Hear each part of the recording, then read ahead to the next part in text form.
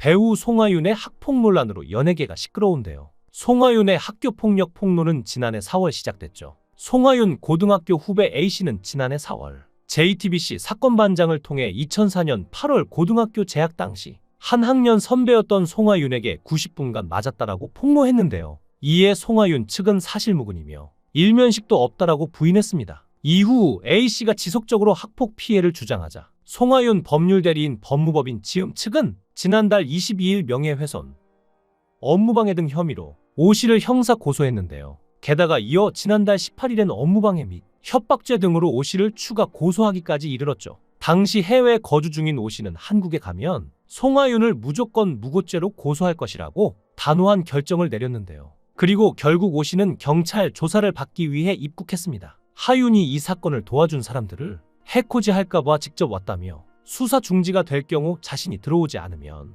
재개되지 않기 때문이라고 짚었죠. 송하윤이 폭로 1년 뒤 자신에게 수배자 프레임을 씌웠는데 직접 해명하려고 경비를 들여서 왔다고 합니다. 송하윤 소속사가 일정 부분 체류비를 지원하겠다고 제안했지만 거절했다는데요. 100억 원 손해배상 청구를 예고한 것과 관련해 말이 100억 원이지 상징적인 액수라며 아직 고소하지 않았지만 송하윤과 자신과의 문제가 모두 결정 났을 때 무고를 물을 수 있다며 피해자가 가해자로 뒤바뀌어서는 안 된다고 했죠. 또한 가해자가 피해자들이 대응할 때 얼마나 무서울 수 있는지 금액으로 보여주고 싶었다고 말하기도 했는데요. 이렇게까지 분노한 이유는 따로 있습니다. 당연히 당시에 폭행당한 것도 억울했지만 더 큰 이유가 있었죠. 그 이유는 O씨가 학폭 폭로 후 송하윤 측에 대응이 없길래 일상을 보내고 있었는데 올해 3월 고소했다는 경찰 연락을 받았다고 합니다. 당시 기분이 많이 나빴다는데요. 가해자가 피해자를 고소해 잘못됐다라고 생각했고 송하윤에게 폭행당한 다른 여자 선배도 뻔뻔하다고 말했다고 합니다. 심지어 동창들은 원래 그런 애라 놀랍지도 않다는 반응을 보였다는데요.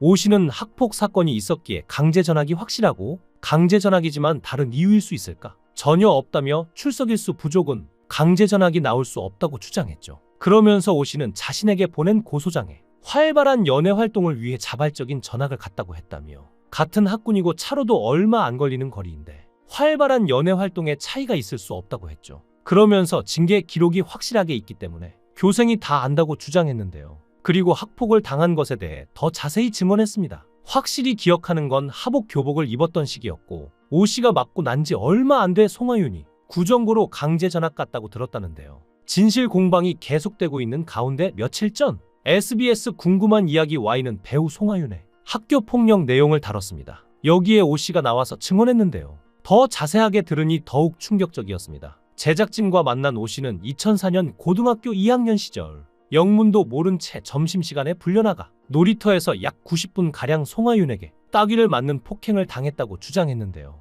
그는 지난해 송하윤이 드라마 내 남편과 결혼해줘 속 악녀 연기로 호평받을 당시 진심 어린 사과를 받고 용서하려 연락했으나 답을 받지 못했다고 합니다. 이에 O씨는 관련 의혹을 최초로 온라인 커뮤니티에 작성하며 송하윤의 학교폭력 의혹을 최초로 유포했는데요. 이을 계기로 송하윤 측으로부터 고소를 당한 것이죠. 이어 2004년 여름 연락이 와서 점심시간에 자신을 불러냈고 뺨을 맞은 것만 기억난다며 영문도 모른 채 따귀를 맞았다고 했죠. 5교시 시작종이 울린 후 멈췄는데 하지만 그때는 학교에 말하고 그럴 시대가 아니고 송하윤이 싸움 잘하고 잘나가는 여자친구였다고 합니다. 그리고 얼마 안 된 시기에 학교폭력으로 강제 전학을 갔다고 알게 됐다고 했죠. 현재 송하윤의 생활기록부에는 강제 전학 내용은 물론 징계위원회 회의록 관련 정보가 없는 상황인데요. 전문가 김용수 변호사는 20년이 지난 사건인데 그 당시 학교폭력법이 적용을 안 받던 시기라고 했죠. 모든 징계기록이나 강제 전학 기록 자체가 남을 수 없는 법과 제도가 있던 시기라며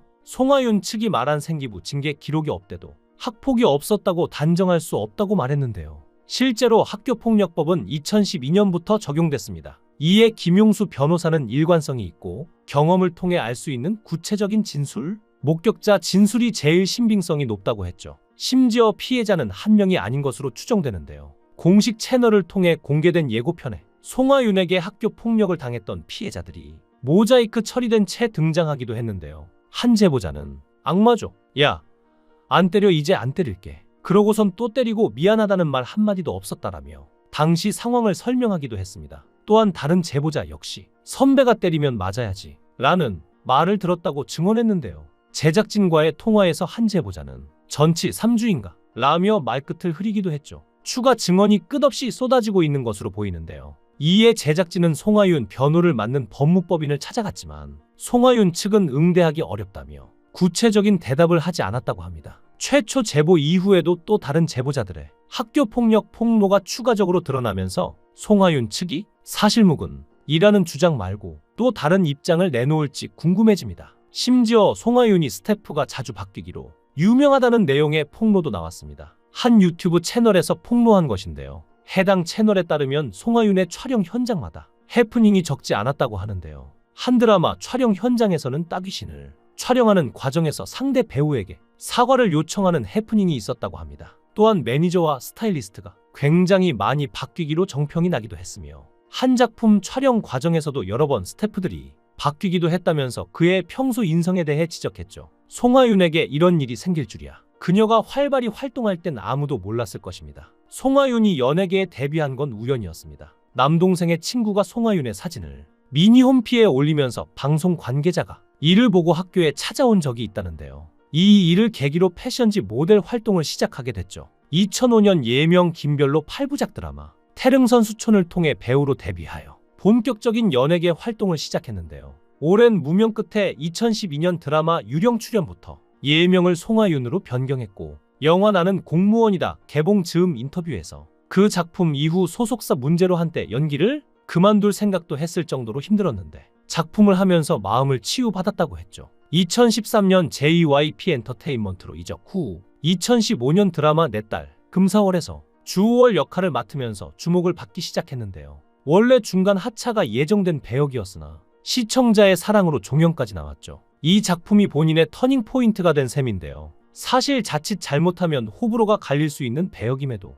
개성 있는 연기력으로 소화하면서 오히려 많은 시청자들이 긍정적으로 받아들인 것이죠. 2017년 드라마 언니는 살아있다에서 주호월과는 180도 다른 세라 박력으로 특별 출연하여 성공적인 연기 변신을 했는데요. 이후 드라마 쌈 마이웨이에서 백설이 역으로 또다시 인기를 끌었으며 이후 드라마 내 남편과 결혼해줘에서 악역 정수민으로 출연하여 주목을 받았죠. 그렇게 그녀의 인생은 탄탄대로를 달려가는 듯 했으나 앞서 설명한 학교폭력 논란으로 이제 어떤 길이 펼쳐질지 알 수 없는데요. 과연 송하윤은 루머에 고통받는 선량한 피해자일까요? 아니면 다른 사람을 학창시절에 괴롭히고 때리고 상처를 주고도 뻔뻔하게 아직까지도 부인하며 잘 먹고 잘 사는 학교폭력 가해자일까요? 어떤 것이 진실일지 끝까지 지켜봐야 할 것 같습니다. 여러분들은 송하윤에 대해 어떻게 생각하시나요? 여러분들의 생각을 댓글로 남겨주세요. 시청해주셔서 감사합니다.